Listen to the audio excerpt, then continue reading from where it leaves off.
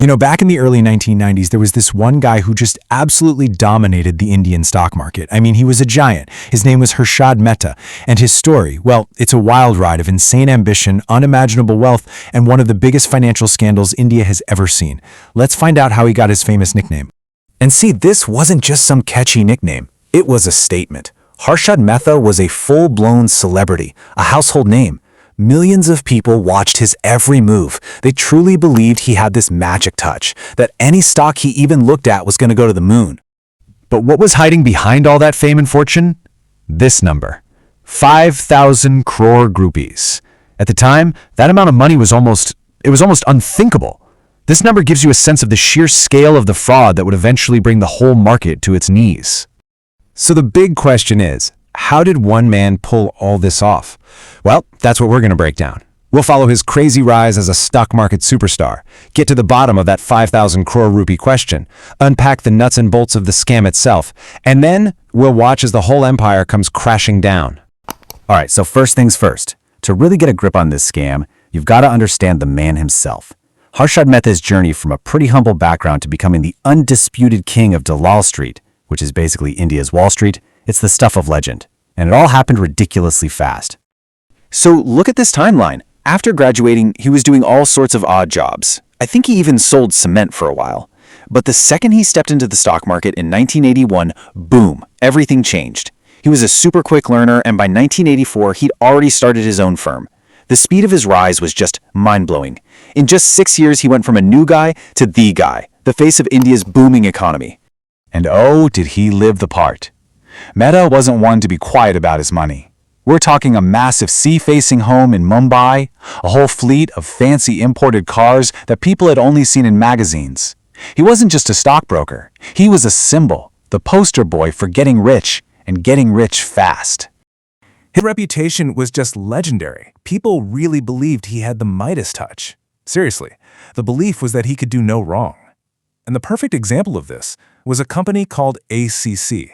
He basically single-handedly took its stock price from about 200 rupees a share to an unbelievable 9,000. It was insane. It seemed like he was moving the entire market by himself, and regular investors just followed him blindly, pouring their life savings into anything he touched.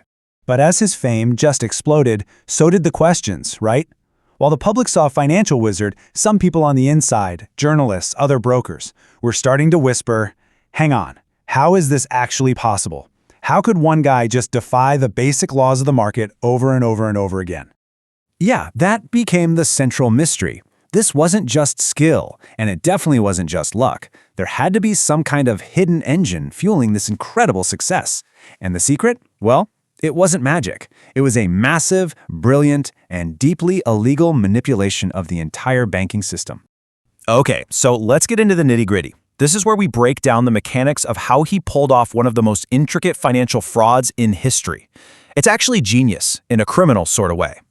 So the key to this whole thing was something called a ready-forward deal. Now, I know that sounds super technical, but stick with me, it's actually pretty simple.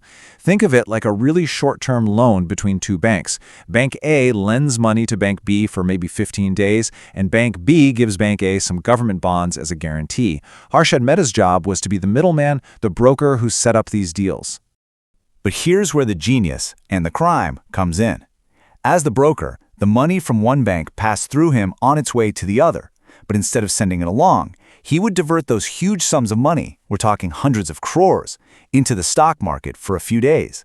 He'd use this ocean of cash to pump up stock prices, make a massive profit, and then, when the loan was due, he'd just arrange a new deal with another bank and use that money to pay back the first one.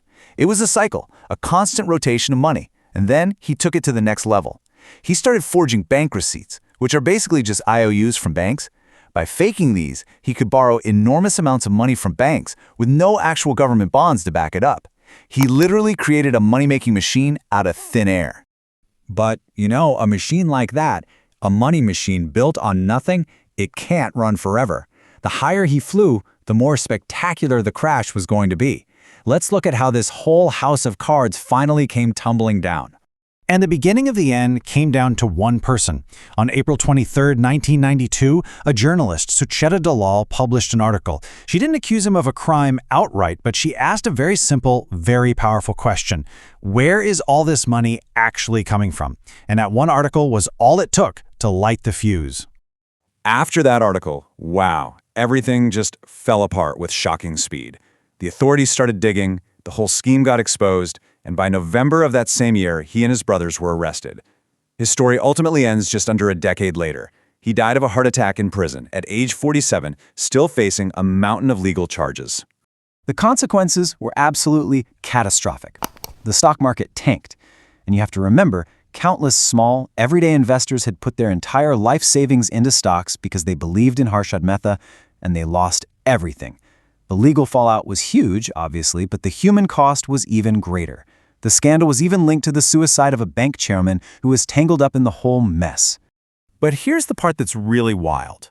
For all that chaos, all the lives he ruined, look at the final legal scorecard. Out of more than 70 criminal cases and hundreds upon hundreds of civil suits, Harshad Mehta was only convicted in a single case before he died. Just one.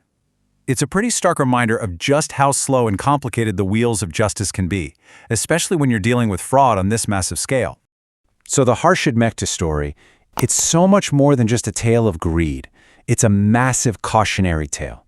It shines a huge spotlight on the cracks and vulnerabilities in our financial systems. And it leaves us with this really critical question to think about, even today. Have we really closed all those loopholes for good?